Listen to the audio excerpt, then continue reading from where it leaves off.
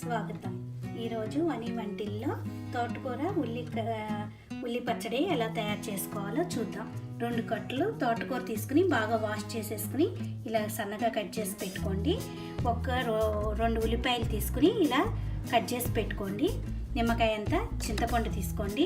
మీ స్పైస్ని బట్టి ఒక 10 అట్లా ఎండుమిరపకాయలు తీసుకోండి. టేస్ట్కి తగ్గట్టు సాల్ట్, 1/2 టేబుల్ స్పూన్ పసుపు, కావలసినంత ఆయిల్, తాలింపుకి ఎండుమిరపకాయలు, మెంతులు, జీలకర్ర, ఆవాలు, మినపప్పు, శనగపప్పు, కొంచెం చిన్నులపాయల్ని ఇలా తొక్కి పెట్టేసుకోండి. ఇప్పుడు తయారీ విధానం చూద్దాం. స్టవ్ ఆన్ చేసుకుని ప్యాన్ పెట్టేసుకుని 2 టేబుల్ స్పూన్ ఆయిల్ వేసుకుని ఎండుమిరపకాయలు వేయించుకోండి.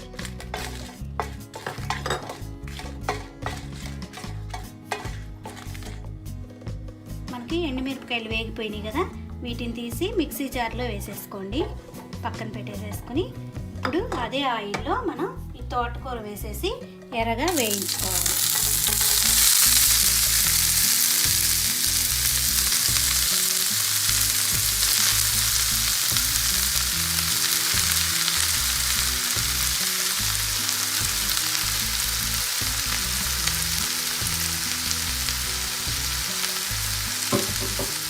తోటకూరని బాగా వేగనివ్వాలి.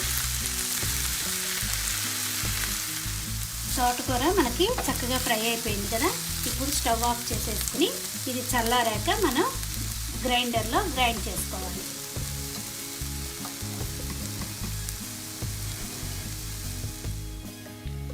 మిక్సీ జార్ తీసుకుని దానిలో వేయించుకున్న ఎండుమిరపకాయలు, చింతపండు, అలాగే మనకు టేస్ట్కి తగినంత సాల్ట్ వేసేసుకుని ఒకసారి గ్రైండ్ చేసుకోవాలి.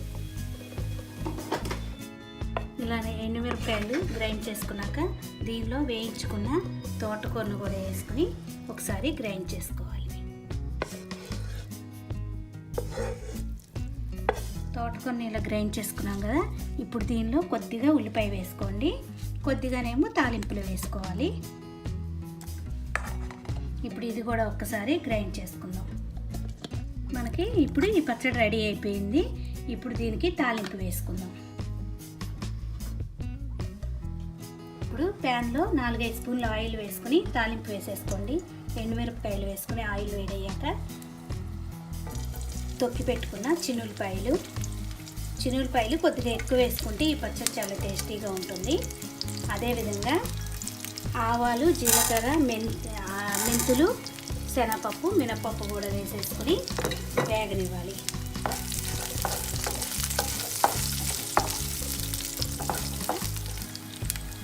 కరివేపాకు వేసేసుకోండి. అదేవిధంగా కట్ చేసి పెట్టుకున్న ఆనియన్స్ కూడా వేసుకుని 1 నిమిషం వేగనివ్వాలి. ఆనియన్స్ కొద్దిగా సాఫ్ట్ అయితే చాలు, మరీ ఎక్కువ వేగవసరం లేదు.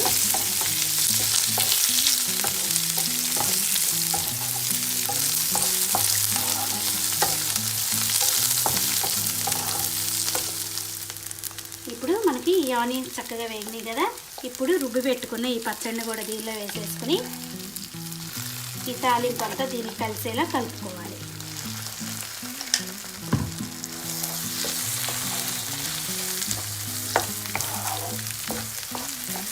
ఇది చాలా టేస్టీగా ఉంటుంది. మీరు కూడా ట్రై చేసి చూడండి. ఈ వీడియో మీకు నచ్చినట్లయితే లైక్ చేయండి, షేర్ చేయండి, కామెంట్ చేయండి. మరిన్ని వీడియోల కోసం వని వంటిల్ని సబ్స్క్రైబ్ చేసుకోండి.